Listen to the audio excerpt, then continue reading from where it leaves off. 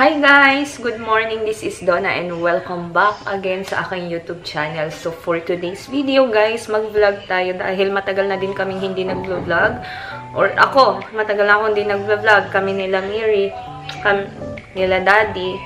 So kagagaling lang namin sa hospital kahapon guys kasi na-confine si baby. Diba last time nasabi ko na medyo malala yung ubo niya? So, wait lang guys, sinaan ko lang yung TV ha. So, lumala yung ubo niya, guys. Tapos, hindi kasi siya nag-take ng antibiotics. Meron siyang tinitake ng mga gamot. Pero yung nag-iisang antibiotic na kailangan niyang inumin ay hindi niya iniinom, guys. Kasi medyo ayaw niya yung lasa. Sinusuka niya lahat ng pinapatik namin sa kanya. Kaya, in-advise na lang sa amin na ipa-confine na lang para maturok yung gamot via IV. So, kinonfine namin siya for 3 days. Kauwi lang namin kahapon. Hopefully, maging okay na. So, meron mga pinauwing mga gamot si Doc na pwede niyang inumin para continuous lang yung gamot niya. So far, nagustuhan naman niya yung antibiotic guys na nireseta ng doktor kahapon bago kami umuwi. Ayan, so yun yung update natin guys sa ating vlog. Magluluto ako ng breakfast ni Miri kasi tulog pa siya. Habang tulog pa siya, magluluto muna ako. Pati ako guys, medyo meron din akong ubo pero manageable naman siya. Hindi ako pwedeng mag-take ng gamot guys. Kaya hinahayaan ko lang siya na nakumating lalamunan ko. Na lang siguro ako magkalamansi juice. Kaya medyo yung boses ko. So yung lulutuin kong breakfast ni Miri is yung original hot cake na mix, fluffy and tasty na Maya brand. So normal lang yung pagluto ko nito guys. Ihahalo ko lang siya sa tubig. Tapos lalagyan ko ng isang egg. May kuwento pala ako guys kahapon. Diba lumabas kami kahapon, na-discharge na kami kahapon. Tapos pinili namin yung mga gamot. Nagpunta kami ng drugstore. Tapos merong matanda guys na nakasabayan kong bumili.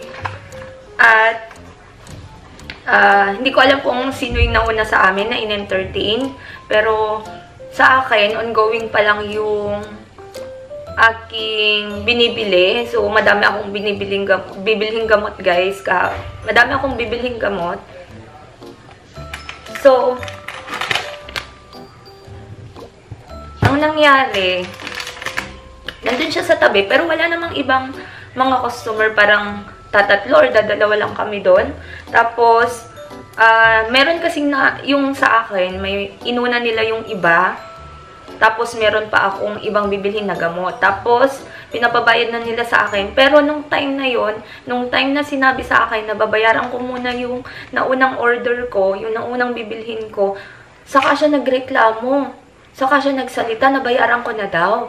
Nagagalit siya agad sa akin. Kasasabi lang sa akin na bayaran ko na.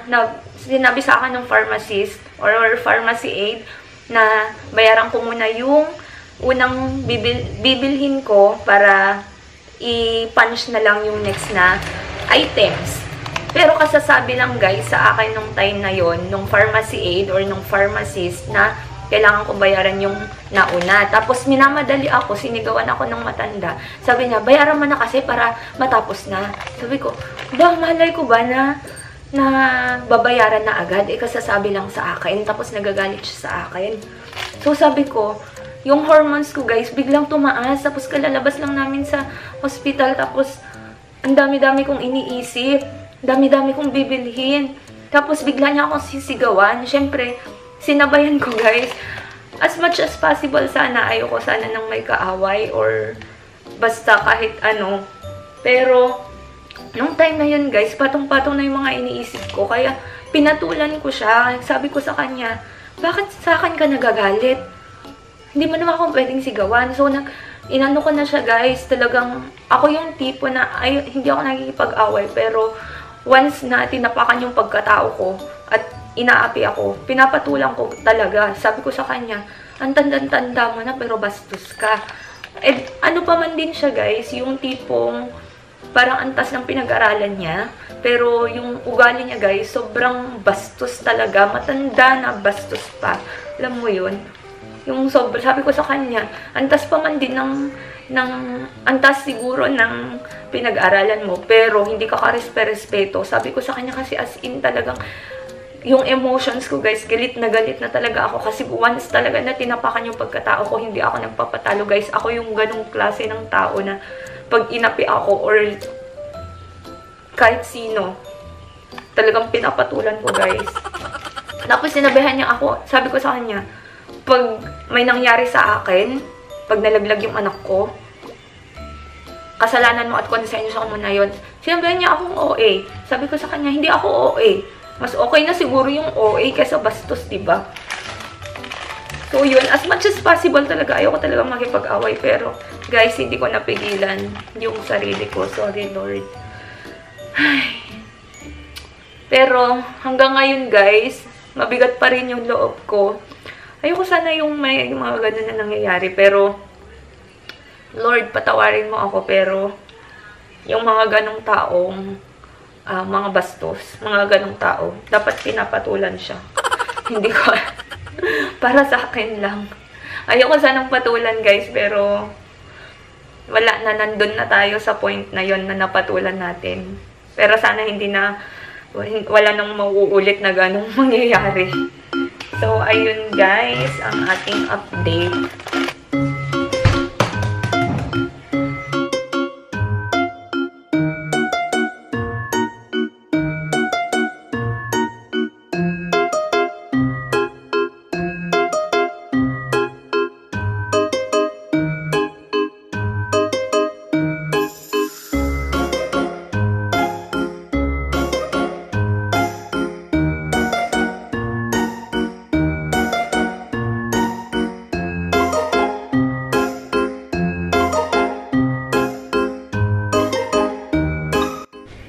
Ayan. So, niluluto ko na yung ano guys. Maglalagay lang ako ng butter. Ito. I'm not proud of it guys na napaaway ako. Ayoko talaga nakikipag-away. Hanggang ngayon iniisip ko pa rin siya. Pero hopefully makaka-move on ako. Habang dumatagal, makaka-move on ako guys. Ganun kasi ako pag may mga nangyaring ganun na situation. Parang iniisip-isip ko siya. Hindi ako nakakatulog or hindi ako nakakapag-isip ng matino. So, yeah. Ay, nako. Wala talaga. Mag-move on na lang tayo, guys. Lalagyan ko pala siya ng konting chocolate. Baka sakaling magustuhan ni Mir. Pero konti lang kasi nga medyo malala yung ubo niya. Eto, binigay lang sa amin to. Hindi ko to binili, guys. Binigay lang sa amin yung client ng asawa ko, si Mr. Good morning, guys! Kagigising niya lang. Pakainin ko muna, guys, tapos pakainin ko muna siya, tapos pupunta kami ng ng grocery kasi ubos na yung tubig niya. So, yung last na tubig niya, guys, na nirefill ko kahapon, ito na lang. Ano na pala siya, guys? Formula kasi kailangan ko nang mag-wheel. Dahil kailangan na, guys. So, yeah, pakainin ko lang. Tapos, punta kami ng grocery. Mag-ano lang kami, mag-try-see. Kasi wala si Daddy, busy siya. Lagyan lang natin ng chocolate syrup. I know, guys. Hindi pwede pag may ubo. Pero konti lang. Para malasahan lang niya. Yan. Yan siya, guys. Para kainin niya. Konti lang naman. As in, konti lang.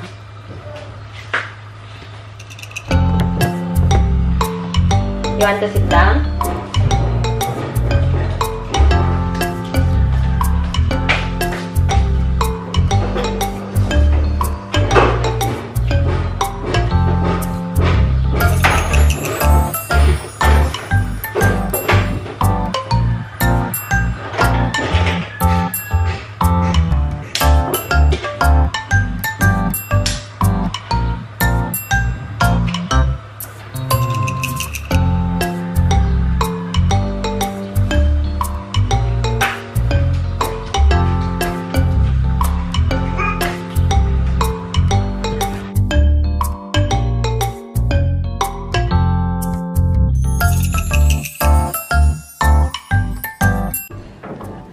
Quick OOTD tayo, guys. Sorry sa maduming, salamin kasi hindi pa kami nakakapaglinis dito sa bahay. So, yeah. This is our OOTD. So, blue yan na cords, pants, saka top from Miri Shop, Miri Essentials PH. And kay Miri naman, yung yung pants lang, tapos t-shirt, and then hat din. Ayan, medyo maubo pa siya, guys. So, yeah, papunta na kami sa grocery and then Robinsons. Tama, Robinsons. Robinsons. You want to go to Robinsons? You want to play there? Alright. Okay. Let's go, guys.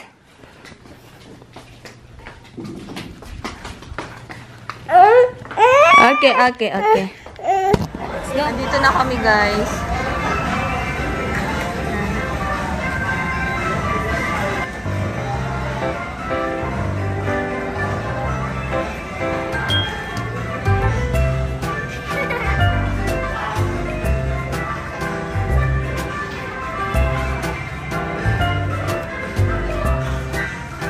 Dito na kami. Oh, you play na. You play. Dito na kami, guys. Kunti pa lang yung tao, kaya maganda yung maglaro.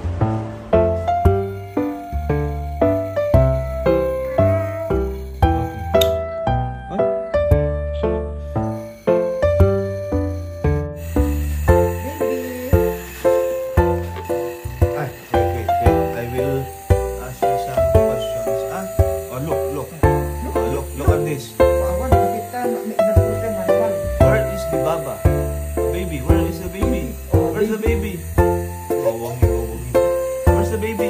Where's the baby? Here.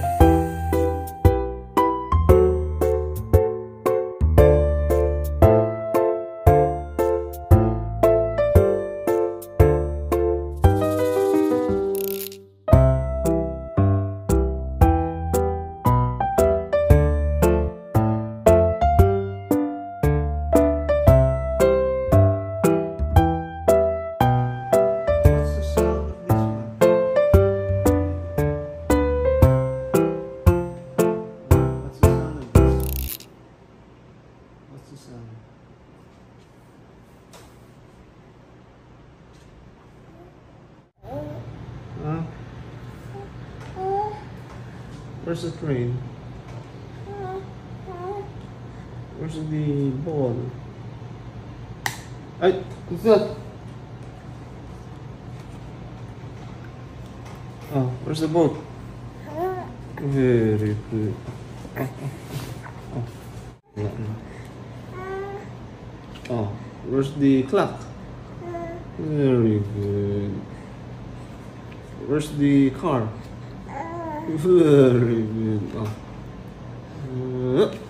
Where's the boat? Where's the ball? Ah, ball. Ball. Ball. Where's the cat?